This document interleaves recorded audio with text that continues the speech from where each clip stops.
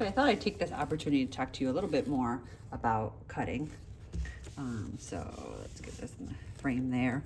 So if you're not using the bench hook is a great thing to use so that you can push against your linoleum and keep this hand out of the way so that you're not holding it up here. We're a little bit out of frame.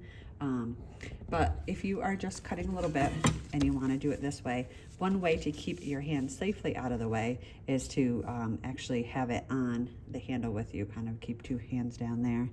And you can kind of control it a little bit more that way. And I always carve in the direction of the object because if some of these lines show, which adds a lot of interest to your print, you can use those direction lines to kind of further enhance your art. So I'm just taking little curves. I'm never trying to do much more than that. My kind of go-to is the number 3, which is the U.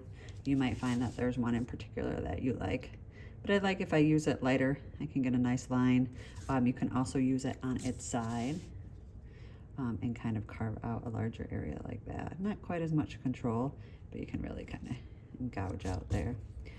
Before you print color number 2 on top of color number 1, you're going to do a test print to make sure that you've carved out everything that you've wanted to and there's nothing showing that you don't want to show. So again, I removed a little bit more in my clouds. I removed all of the sun so I can keep the yellow of the sun showing.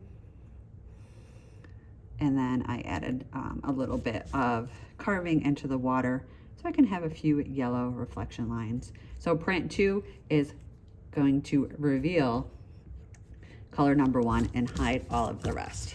So I'm going to do a test print first. I'm going to be using pink.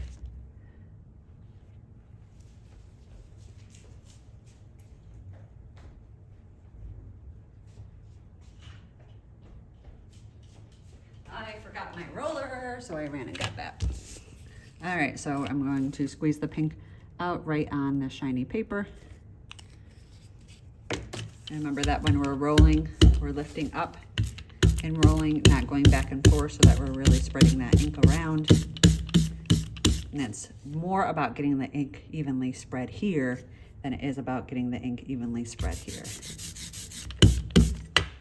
So I'm gonna need a little bit more.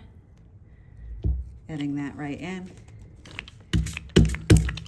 If you're mixing colors, this is where you would squirt a little bit of that secondary color in, and you can just kind of roll it till it's even. So I hear that nice sticky sound, and I've got that kind of velvet-like texture, and I've got that on my roller, so I'm good to go.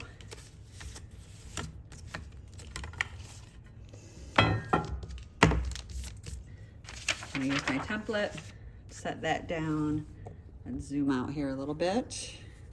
Sorry, not the best angle on the footage today, making sure my top is at the top.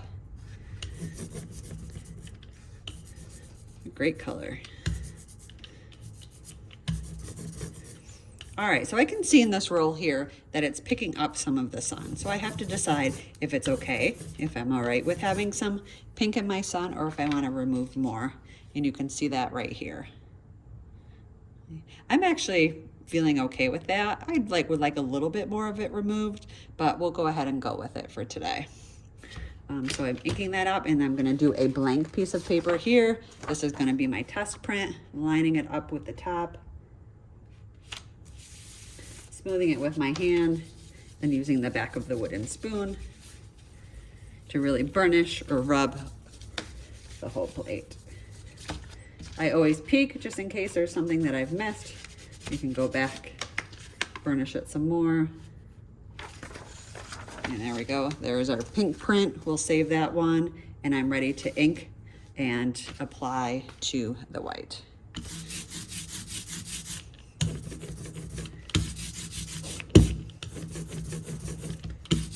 My ink is getting a little dry. I think I have enough for this one print, but I will need to add more before I go any farther.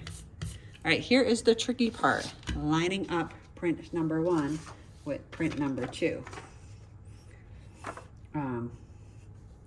In theory, we should be able to lay this down, flip this on top, and line it up. But if for some reason the first print went a little bit off, that's not gonna work. So what I'm going to do is flip this over, trying to keep my fingers out of it.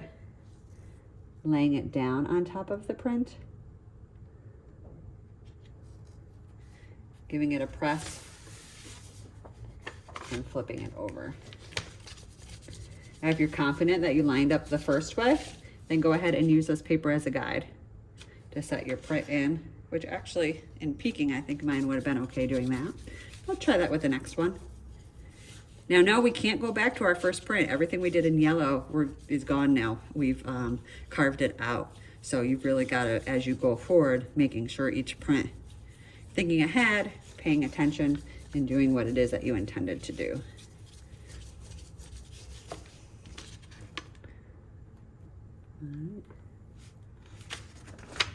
Here is my second print. Now you can see it offset a little bit there. I don't mind it. I think it looks pretty cool. So I've got my white showing, I've got some yellow showing, and now everything that I intended to be pink, which is just going to be the mountains, is pink. I'm going to go ahead and do one more, and then I'll pause.